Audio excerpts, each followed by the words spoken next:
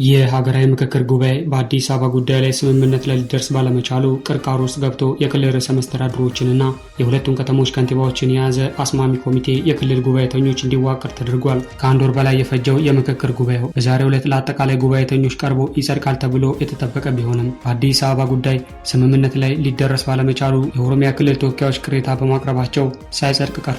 የአዲስ አበባ ጉዳይ በምክክር አጠራሩ ቅርቃር ውስጥ አዲስ ማለዳ ተገንዝባለች። የክልሉ ጉባኤተኞች ቀርቶ እንደነበር አዲስ ማለዳ ከተሳታፊዎች መስማት ችላለች። በዛሬው ዕለት ሳይጸድቅ የቀረው የመጨረሻው ሰነድ ለሁለተኛ ቀን የተራዘመም ሆኗል።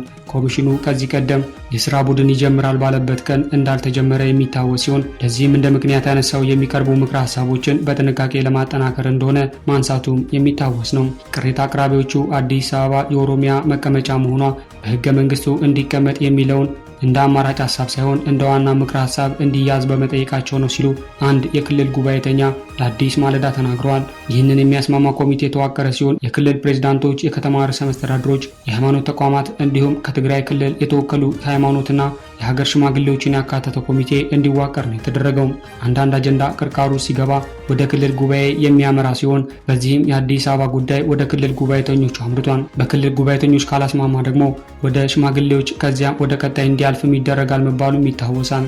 የክልሉ ኮሚሽን የመጨረሻውን ሰነድ በዛሬው ዕለትም ለ4000 ጉባኤተኞች አቅርቤ አጸድቃለሁ ብሎ የነበረ ሲሆን ይህም አዲስ አበባ የኦሮሚያ ዋና መቀመጫ ሆና በሕገ መንግስቱ ይቀመጥ የሚለው ጉዳይ አላስማማም።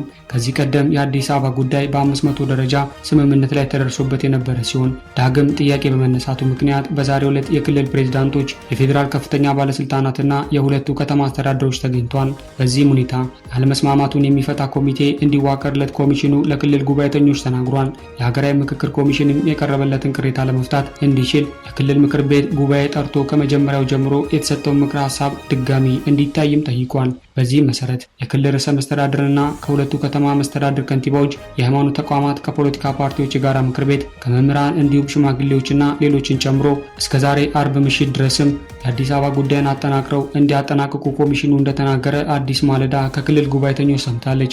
በሌላ በኩል ደግሞ ሌሎች ተሳታፊዎች ትላንት በ500 ደረጃ እንደተስማሙ በመግለጽ ጉዳዩ ወደ ኋላ ተመልሶ እንደ አዲስ እንዲታይ መደረጉ አግባብነት እንደሌለው በመግለጽ ለኮሚሽኑ ቅሬታ አቅርበዋል። አዲስ አበባ ጉዳይ ሁሉም ተመካካሪዎች የፌዴራል መቀመጫ ትሁን በሚለው ስምምነት ላይ የተደረሰ ሲሆን አዲስ አበባ የኦሮሚያ ክልል መቀመጫ ሆና በሕገ መንግስቱ እውቅና ይሰጥ የሚለውና ክልሎች የራሳቸውን መቀመጫ መወሰን እንዲችሉ በሕገ መንግስቱ እንዲጻፍ የሚሉት ደግሞ በልዩነት የተያዙ ሀሳቦች ናቸው። እስካሁን ድረስ ሁሉም ተመካካሪዎች ከአዲስ አበባ አጀንዳ በስተቀር በሁሉም ምክረ ሀሳቦች ላይ ሙሉ ስምምነት ላይ እንደተደረሰ ተገልጿል። የኮሚሽኑ ምክትል ኮሚሽነር ረቡዕ መግለጫ በሰጡበት ወቅትም እንደ አጠቃላይ